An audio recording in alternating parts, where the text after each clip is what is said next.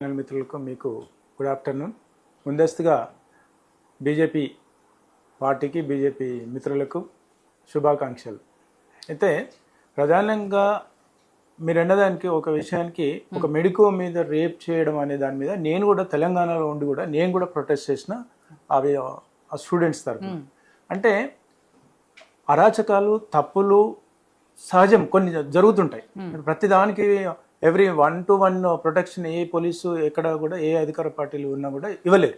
కానీ ఇచ్చిన దాన్ని జరిగిన తప్పిదాన్ని ఎలా ఖండించాల్సిన బాధ్యత, నైతిక బాధ్యత మమతా బెనర్జీది. దాని మీద ఎటువంటి ఖండన చేయకుండా, ఎటువంటి ప్రొటెస్ట్ చేయకుండా, ఎటువంటి చర్యలు తీసుకోకుండా చేసినారు చూడండి, అది చాలా చాలా దుర్మార్గమైనటువంటి. బీయింగ్ అయిన ఒక ఫీమేల్ సీఎం ఉండాలి, సీఎంకే first irrespect of the gender, at least ఆమెకు ఆ సెన్సిటివిటీ ఏంటి అనేది ఆమెకు తెలిసి ఉండాలి. అది తెలియకుండా ప్రతిపక్ష పార్టీలు వేరే వేరే రాష్ట్రాలలో ఎంతమంది ప్రొటెస్ట్ చేసినా కూడా దానికి చీమగుట్టినట్టు కాకుండా ఆ ప్రతిస్పందించిన వైఖరి చాలా అక్కడ ఉన్నటువంటి మహిళలకు చాలా బాధ కలిగించిన మాట వాస్తవం. అది ఇరెస్పెక్టివ్ ఆఫ్ ద రిలీజియన్. మగవాళ్ళు వేరే రిలీజన్లు ఉన్నారు, వాడు వేరే రిలీజియన్ పార్టీకి చెందినటువంటి వ్యక్తి, చేసిన విధానం ఏదైతే ఉందో చాలా వర్ణనాతీతం, అది చాలా బాధ కలిగినటువంటి విషయం.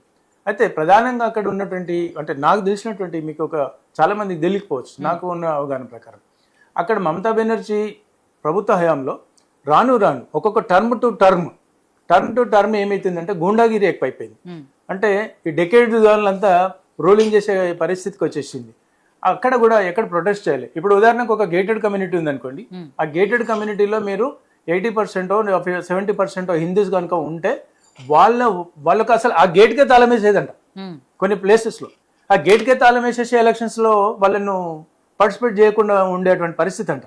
ఇవాళ వాళ్ళు భారతీయ జనతా పార్టీ అంటామా, లేకపోతే central government are chief election commission ఏం చేసిందంటే, వీళ్ళు ఇచ్చినటువంటి స్టాటిస్టికల్ డేటా ప్రకారం, వీళ్ళు ఇచ్చినటువంటి అక్కడ ఉన్నటువంటి క్రైమ్ రేటును దృష్టిలో పెట్టుకొని వాళ్ళు ఏం చేశారు, అటువంటి ప్లేస్లో కూడా పోలింగ్ బూత్ క్రియేట్ చేశారు అక్కడ. అంటే అక్కడ దానికి వాళ్ళు స్వయంగా ఓటకు వినియోగించుకునే పరిస్థితి ఏర్పడింది. నెక్స్ట్ ఈ గూండాగిరి లేకుండా, లేకపోతే పోలింగ్ బూత్లను గ్రాప్ చేయకుండా అట్లా ప్రొటెక్ట్ చేసిన పరిస్థితులనే అక్కడ పోలింగ్ శాతం కూడా పెరిగింది అన్నమాట వాస్తవం.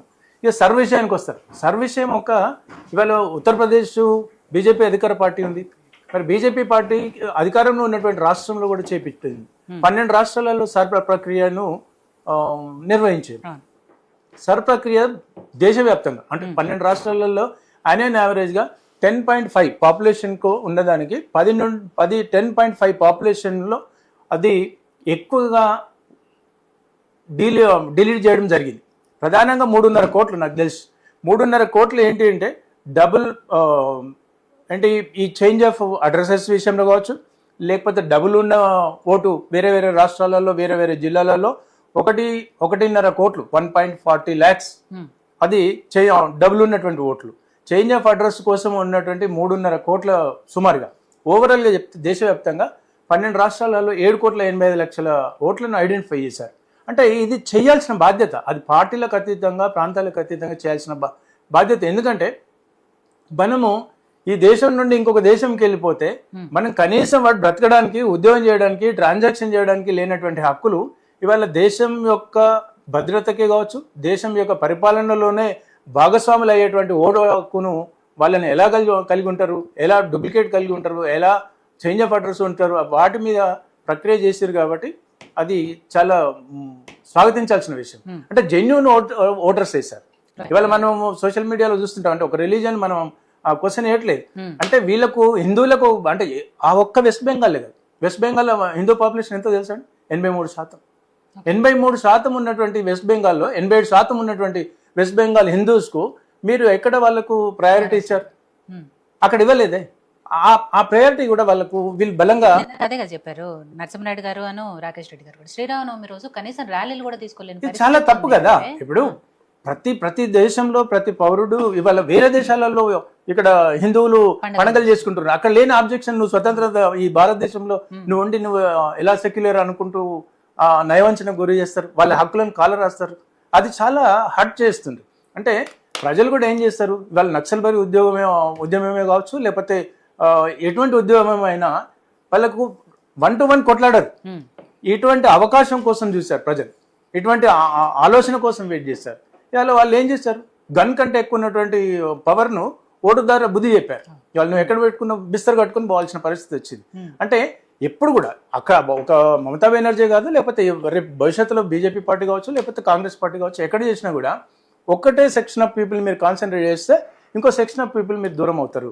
అందులో వాళ్ళ తప్పిదం ఏంటంటే 87% ఉన్నటువంటి హిందువులను నువ్వు అలా ఒక సెకండరీ లాగా 3rd గ్రేడ్ పీపుల్ లాగా ట్రీట్ చేయడం అనేది చాలా హర్ట్ చేసినటువంటి విషయం. అదేవిధంగా సర్వ్ ప్రక్రియ ఎప్పుడు కూడా రాహుల్ గాంధీ గారు ఓటు చోరీ అన్నారు. బీహార్లో ఓటు చోరీ ఎక్కడి నుండి చేశారు, ముస్లిం ప్రాంతంలో ఉన్నటువంటి జిల్లాల నుండి పాదయాత్ర స్టార్ట్ చేసింది. హిందువుల నుండి ఉన్నటువంటి జిల్లాల నుండి స్టార్ట్ చేయలే. ఆయన రోడ్ మ్యాప్ కనుక మీరు చూసుకుంటే అంటే ఎక్కడ ఇంపాక్ట్ చేస్తాం, ఎక్కడ వాళ్ళను మైండ్ ఇంజెక్ట్ చేస్తాం అనేటువంటి క్రమంలో చేశారు. ఏం జరిగింది, ఏం జరగలేదు. అంటే గతంలో ఆమె సింపతి గెయిన్ చేసింది, కాలుకేదో కాలు ఎరిగింది, ఎరగొట్టినరు, లేకపోతే నాకు ఈ ప్రజల కోసం ఇట్లా కూడా చేస్తారు. సింపతి ఎప్పుడండి, కాలు ఇరిగిపోవడం ఏంటంటే మనిషి చచ్చిపోతేనే సింపతి మారిపోతుంది. ఇంకా నీకు కాలు ఇరిగిపోయింది, చెయ్యి ఇరిగిపోయింది అంటే అటువంటిది ఎప్పుడు వర్కౌట్ కాదు. కొన్నిసార్లు నమ్మిస్తాం. ఇవాళ ఒక ఉద్యోగస్తుడు ఇవాళ లీవ్ పెట్టేస్తే ఏం చేస్తాడు, నాకు చెయ్యి ఇరిగిందంటే నమ్ముతాడు, మళ్ళీ ఒకసారి కాలు ఇరిగిందంటే నీ ఫోటో పంపి బాబు అంటాడు. అంటే ఇది కూడా అంతే జరుగుతుంది. ఇవాళ వెస్ట్ బెంగాల్లో జరిగినటువంటిది. అయితే ఇక్కడ బలంగా వెస్ట్ బెంగాల్ రిజల్ట్ను చూసి దక్షిణాది రాష్ట్రంలో ఉన్నటువంటి ఈ తెలంగాణ రాష్ట్రంలో ఉన్నటువంటి కాంగ్రెస్కో లేకపోతే బీఆర్ఎస్కో ఒక తగు జాగ్రత్త అంటే వీళ్ళు ఒక స్కెచ్ చేస్తే అంటే 3 ఓట్లు ఉన్నటువంటి అసలు భారతదేశంలో వ్యాప్తంగానే అటల్ బిహారీ గారు లేకపోతే వరంగల్లో ఉన్నటువంటి ఇంకొక సోదరుడు రెండు సీట్లతో మొదలైనటువంటి ప్రస్థానం ఇవాళ 3 టర్ములు పర్యాయాలు అధికారంలోకి ఉండడం అనేది ఒక స్కెచ్. అంటే ఆల్టర్నేటివ్ చూసుకుంటుండొచ్చు నెంబర్ 1. నెక్స్ట్ వాళ్ళు చిత్తశుద్ధి ఉండొచ్చు, లేకపోతే వాళ్ళకు ఒకటి ఘనమైనటువంటి అభిప్రాయాన్ని ఎక్కడైతే సెక్షన్ ఆఫ్ పీపుల్ ఈ కొత్త పార్టీ వచ్చినా ప్రతిపక్ష పార్టీ వచ్చినా ఏం చేస్తారంటే ఎక్కడైతే section of people already happy ఉన్నారో వాళ్ళ గురించి ఎవరు మాట్లాడరు. ఎక్కడైతే నిరసన జాలు ఉందో, ఎక్కడైతే అన్యాయం జరుగుతుందో, ఎక్కడైతే ఏ ప్రజలైతే నయవంచనకు గురవుతుందో వాటిని ప్రామాణికంగా తీసుకొని ఆ హక్కుల కోసమే వీళ్ళు ప్రయత్నం చేస్తారు. అందులో ఇవాళ బీజేపీ పార్టీ సక్సెస్ అయింది. ఇవాళ మీరు మొన్న తెలంగాణ రాష్ట్రంలో జరిగినటువంటి 8 ఎంపీలు రావడం వల్ల ఇవాళ వీళ్ళు ఇక్కడ ఉన్నటువంటి రేవంత్ రెడ్డి గారి ప్రభుత్వం కావచ్చు, లేకపోతే ఇంకో బీఆర్ఎస్ కావచ్చు, టీఆర్ఎస్ కావచ్చు, ఇక్కడ బీజేపీ గురించి కూడా మరి వచ్చేసారి మొన్నటిసారి 38% వెస్ట్ బెంగాల్లో 38% బీజేపీకి వస్తే 48% టీఎంసీకి వచ్చింది. అంటే 10% ఓట్స్ డిఫరెన్స్లా 135 సీట్లు బీజేపీ కంటే ఎక్కువ వాళ్ళు టార్గెట్ అయ్యి గెలిచారు. ఇవాళ వాళ్ళు ప్రధానంగా వెస్ట్ బెంగాల్లో మినిమం 10 కాకపోయినా మినిమం 6% ఓట్ కన్వర్షన్ కనుక చేస్తే ఇవాళ అంటే ఒకటి ప్లస్ అయితే ఒకటి మైనస్ అయిపోతుంది కదా. ఆ కాన్సెప్ట్ తోని వాళ్ళు 6% ఎజెండా పెట్టుకున్నారు బీజేపీ వాళ్ళు. 6% ఓటర్స్ కనుక మనం కన్వర్ట్ చేయగలిగితే మనం అధికారంలోకి వస్తాము అనేది వాళ్ళ క్లియర్ క్యాల్కులేషన్. ఇలా వాళ్ళు అందులో సక్సెస్ అయ్యారు. నెక్స్ట్ ప్రజలు కూడా ఒక వేవ్ ఉంటుంది, ఆ వేవ్ని ఎవ్వడు కూడా ఊహించలేరు. రేపు విజిత గారు రేపు శాసనసభ ఎన్నికల్లో పోటీ చేస్తే విజిత గారు గెలుస్తున్నారు అంటే ఒక్కొక్కసారి ఊపు వచ్చేస్తే అందరు మీరు కూడా గెలుస్తారు. అటువంటి సందర్భాలు కూడా ఉన్నాయి. ఇవాళ అదేవిధంగా తమిళనాడు విషయం కూడా ఇదే దుర్మార్గం. తమిళనాడులో కూడా అక్కడ మోర్ దెన్ 80% ఓటర్స్ అక్కడ ఉన్నారు. మరి అదే ఒరబడి వాడు నాస్తికుడు నీ individual, it is not an public కోసం కాదు కదా. పబ్లిక్ కోసం ఉంటే నీ నాస్తికునికి దేశమంతా రాష్ట్రమంతా ప్రజలకు అన్ని మతాలకు ఆపాదిస్తామంటే ఎవరు స్వాగతించారు కదా. అదేవిధంగా ఇవాళ మీరు డిఎంకేకి ఏఐడిఎంకేకి వచ్చినటువంటి ఒరవడి చూస్తే 56 డిఎంకేకి 70 ఏఐడిఎంకి వచ్చినాయి. ఎందుకు వచ్చినాయి అంటే అక్కడ ఉన్నటువంటి పార్టీల యొక్క ఒరవడి, గత ప్రభుత్వాలు ఏర్పడినటువంటి విధానం, ఆల్టర్నేటివ్ చూస్తుంటారు. ఎంజీఆర్ గారు ఉన్నటువంటి సమయంలో 2 సార్లు చేశారు, జయలలిత గారు ఉన్నటువంటి సమయంలో 2 సార్లు చేశారు. తర్వాత ఎప్పుడు కూడా ఆల్టర్నేటివ్ పార్టీని అధికారంలోకి వచ్చింది. ఒకవేళ ఇవాళ విజయ్ కనుక రాకపోతే ఇవాళ మళ్ళీ ఏఐడిఎంకే చూస్తుండేటువంటి మనకు ఇండికేషన్స్ కనిపిస్తున్నాయి. కాకపోతే ఇక్కడ ఏంటి, విజయ్కి వచ్చినటువంటి అందొచ్చిన అవకాశం ఏంటి అంటే ఇవాళ ఆ రోజు విజయకాంత్ గారు పార్టీ పెట్టాడు. ఆ రోజు ఎవరున్నారు, జయలలిత గారు ఉన్నారు. రజనీకాంత్ గారు ఒరవడి అంత పెద్ద ఫ్యాన్ ఫాలోయింగ్ ఉన్న నాన్ లోకల్ అనేది అంటే ఇంటర్స్టేట్ అనేది ఒకటి క్రియేట్ అయింది. కమల్ హాసన్ గారు is not the mass leader, is upper class leader. కానీ విజయ్కి ఉన్నటువంటిది ఏంది, మాస్ ఓటర్స్ ఎక్కువ ఉంటారు. అయితే గతంలో మీరు youth I'm coming to youth.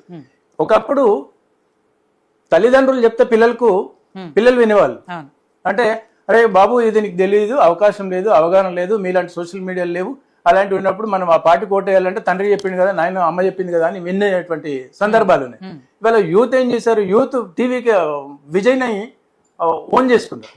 విజయ్ని own చేసుకోవడం వల్ల అదొకటి, ప్లస్ తమిళనాడు యొక్క ప్రజల యొక్క ఆలోచన ఎప్పటికప్పుడు షిఫ్టింగ్ ఉంటుంది. ఆ షిఫ్టింగ్ కూడా ఒకటి కలిసి వచ్చి ఇవాళ యూత్ కూడా అక్కడ ఇంప్లిమెంట్ చేసేసి పేరెంట్స్ని కూడా పెద్దోళ్ళని కూడా వాళ్ళను మార్పు చేసే దిశగా సక్సెస్ అయ్యారు. ఇంకో విధంగా మేము ప్రత్యక్షంగా గ్రామస్థాయిలో వెళ్ళినప్పుడు ప్రజలు ఏమనుకుంటారు తెలుసా, ఇవాళ అధికారంలోకి వచ్చేస్తే ఏఐడిఎంకే ఫ్రిడ్జ్ ఇస్తా అన్నది, అధికారంలోకి వస్తే డిఎంకే 8,000 రూపాయల ఓచర్ ఇస్తా అన్నది. అంటే it's where is a democracy వచ్చేస్తే నీకు ఉద్యోగం ఇస్తా అని చెప్పు, నీకు విద్య ఇస్తామని చెప్పు, నీకు వైద్యం ఇస్తామని చెప్పు, నీకు మౌలిక వసతులు ఇస్తామని చెప్పు, మీ ప్రాంతం అభివృద్ధి చేస్తామని చెప్పు. అంటే ఇవన్నీ కాకుండా గతంలో జయలలిత గారు కూడా టీవీలు ఇచ్చారు, ఇవన్నీ మిక్సీలు ఇచ్చారు, ఇంకేవో ఇచ్చారు, బైక్లు ఇచ్చారు, అదేవిధంగా ల్యాప్టాప్లు ఇచ్చారు, ఇవన్నీ ఇచ్చారు. అక్కడ ఆ ఒరవడి ఎప్పుడు కూడా అన్ని డబ్బులతోనే కొనలేవు. కొన్ని ఎమోషన్స్ టచ్ ఉంటాయి, కొంత మీరు ఉన్నటువంటి చేసేటువంటి ఫ్రాడ్ ఉంది, మీరున్నటువంటి వాళ్ళ తమిళ యొక్క లాంగ్వేజ్ కన్సర్న్ ఎందుకుంటారో తెలుసా అండి, వరల్డ్ ఓల్డెస్ట్ లాంగ్వేజ్ అది, వరల్డ్ ఓల్డెస్ట్ లాంగ్వేజ్. మరి వాళ్ళు ఎందుకు వదులుకుంటారు దాన్ని? ఇక్కడ విజయ్ కూడా ఏం చేశాడంటే తెలియకెళ్ళాడు బీజేపీకి ఎక్కడ కూడా, అంటే మళ్ళీ ప్రాంతీయ పార్టీ పోయి దేశ రాజకీయాల్లో ఉన్నటువంటి బీజేపీకి పార్టీ పాదాల దగ్గర పెట్టినరని వీళ్ళు ప్రతిపక్ష పార్టీలు అంటారనే ఉద్దేశంతో ముందు జాగ్రత్తగా అనుకున్నాడు. ఆ విషయంలో అందులో సక్సెస్ అయిపోయాడు. అయితే ఇప్పుడు విజయ్ గారికి అందించినటువంటి అవకాశం ఏంటంటే ఒక బలమైనటువంటి నాయకులు కూడా అక్కడ లేరు. అంటే డిఎంకే మన కరుణానిధి గారు లాంటి కురువృద్ధుడు, లేకపోతే ఇక్కడ జయలలిత గారు, ఈ రెండు కూడా వీక్ అవ్వడం వల్ల ఈయనకు ఆల్టర్నేటివ్ థర్డ్ ఫ్రంట్ కు వీళ్ళు చూశారు, అందులో ఈయన సక్సెస్ అయ్యాడు.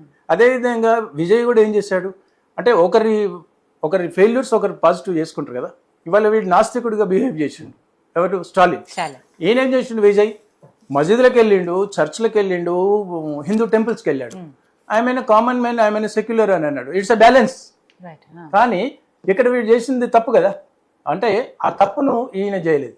సో అక్కడ ప్రజలు ఆశీర్వదించారు, స్వాగతించారు, సక్సెస్ఫుల్. ఇప్పుడు మీరు అంటున్నారు ఎవరి సపోర్ట్ కూడా అవసరం లేదు, ఆటోమేటిక్ గా ఏఐడిఎంకేలో నుండో డిఎంకేలో నుండో 10 మంది వచ్చేస్తే ఆయనకు సరిపోతారు. అక్కడ 108లో ఆధిక్యంలో ఉన్నాడు కాబట్టి ఇంకా 10 ఆ 10లో అక్కడో 5 ఇక్కడో 6 ఎవరెవరు ఆటోమేటిక్ గా వాలంటరీగా వచ్చేస్తారు. ఎందుకంటే ఇక్కడ అదర్స్ కూడా ఎవరు లేరు, వచ్చే అవకాశం కూడా లేదు. ఇక 2 సీట్లు వచ్చినటువంటి 3 సీట్లు లీడ్ లో ఉన్నటువంటి కాంగ్రెస్ పార్టీ చెప్తున్నది మరి రాహుల్ గాంధీ గారు మరి అప్పటి నుండి టచ్ లో ఉన్నాడు అని చెప్తే, ఎప్పటి నుంచో టచ్ లో ఉంటే ఆయన సభలో తొక్కేసలాట జరిగితే పరామర్శించిండు. ఆ పరామర్శించినంత మాత్రం మరి పరామర్శిస్తే టచ్ లో ఉంటే మరి కాంగ్రెస్ పార్టీ విజయ్తో పనిచేయచ్చు కదా, పనిచేయాలి. ఆ సభలో తొక్కిసలాట జరిగిన అంశాన్ని కూడా చాలా రాద్ధాంతం చేశారు, రాజకీయంగా దాన్ని వాడుకున్నారు. ఇప్పుడు ప్రతిపక్ష పార్టీల నేపథ్యం అదే ఉంటుంది. కానీ ప్రజలు కూడా ఎప్పుడు కూడా అంటే వాడేమైనా తొక్కుమని అన్నాడా అని అంటారు, లేకపోతే మీరు రావద్దని అన్నారు. అభిమానులు పోవడం వాళ్ళు ప్రికాషనరీగా వాళ్ళు తీసుకోవాల్సిన బాధ్యత, ఆయనకి ఏం సంబంధం ఉంటుంది? అఫ్ కోర్స్ మీటింగ్కి సంబంధించినటువంటి ఒక్కోసారి ఇదే వేవ్, ఈ వేవ్ లాగానే అప్పుడు కూడా వచ్చింది, ఎవరేం చేయలేరు. ఇవాళ ఎన్ రామారావు గారు ఆ చైతన్య రథాలు పెట్టేస్తే అసలు ముసలోళ్ళు కూడా పోయి రోడ్లు తిండి తిప్పలు లేకుండా వాటర్ లేకుండా కూడా పోయినటువంటి సందర్భాలు ఉన్నాయి 40 ఏళ్ల కింద. మరి ఇవాళ అటువంటి పరిస్థితి ఉంది. అదే కేరళ విషయంలో ఏంటంటే మెజారిటీగా మనకు తెలుసు, అక్కడ ముస్లిం లీగు బాగా ఎప్పటి నుండో పనిచేస్తుంది, ముస్లిమ్స్కి ఓటు బ్యాంక్ ఎక్కువ. ఆల్మోస్ట్ అంటే కేరళలో కూడా 40% అంటే క్రిస్టియన్ అండ్ ముస్లిమ్స్ ఎక్కువ ఉన్నారు. కాబట్టి కాంగ్రెస్ విషయానికి వచ్చేసినప్పుడు మనందరికీ తెలుసు, కాంగ్రెస్ ఈజ్ ముస్లిం మా పార్టీ అని రేవంత్ రెడ్డి గారు లేకపోతే ఇంకోరు అంటుంటారు, మెజారిటీగా వాళ్ళే చేస్తారు. ఇవాళ ఉత్తర భారతదేశం నుండి దక్షిణ భారతదేశం వచ్చి ప్రియాంక గాంధీ గారు ఇక్కడ పార్లమెంట్గా పోటీ చేస్తుంది, ఉత్తర భారతదేశం నుండి వచ్చేసి దక్షిణ భారతదేశంలో ఉన్నటువంటి రాహుల్ గాంధీ గారు వచ్చి పోటీ చేస్తారు.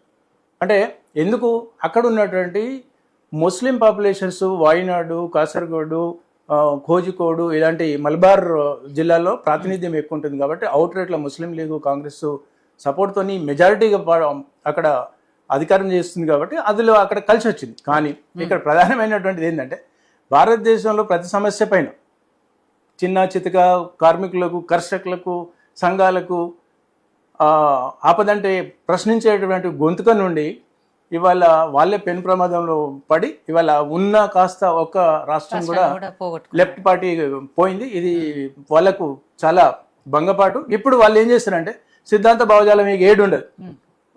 రేపు బీజేపీతో తమిళనాడులో కాంగ్రెస్తో కలుస్తారు, లేకపోతే ఆంధ్రప్రదేశ్లో ఇంకో కవిత పార్టీతో కలుస్తారు, ఇది తెలంగాణలో ఇంకో అక్కడ పోయి మళ్ళీ బీజేపీతో కలుస్తారు. ఇక ఎక్కడ అవకాశం వస్తే ఓడి వస్తే ఖర్చు వేస్తే ఓకే మేము ఉన్నాం, ఈ ప్రపంచ పటంలో ఇరాన్ పోటీ ఏంటి పటంలో లేకుండా అని చేస్తా అని అమెరికా ఎట్లయితే అంటుందో వీళ్ళు కూడా మేము కూడా ఉండాలము అనడం కోసం ఎక్కడో ఒక దగ్గర జెండాలు కనిపిస్తాయి కదా. అటువంటి దుస్థితికి వచ్చినటువంటిది ఇది బాధాకరమైనటువంటి విషయం. వాళ్ళకు అది చాలా అంటే వాళ్ళ భవిష్యత్తులో ఇక ఎక్కడ లేనటువంటి పరిస్థితి. ఇప్పుడు మొత్తం కూడా వాళ్ళంతా మళ్ళీ పునరావృతం చేసుకోవాల్సిన అవసరం ఉంది డెఫినెట్. ఇప్పుడు ఏం చేసినా కూడా బీజేపీ పార్టీ కదులుపు వాళ్ళు ఏదైతే పావులు కదులుతుండ్రో వీళ్ళకు దక్షిణాది రాష్ట్రాల్లో కూడా వాళ్ళకు కొంచెం దక్షిణాది రాష్ట్రాలు అంటే ప్రధానంగా అక్కడ ఆంధ్రప్రదేశ్ కావచ్చు, ఇక్కడ తెలంగాణ కావచ్చు. ఇప్పుడు వీళ్ళు వేరే వాళ్ళ అటెన్షన్ అవుతున్నారు.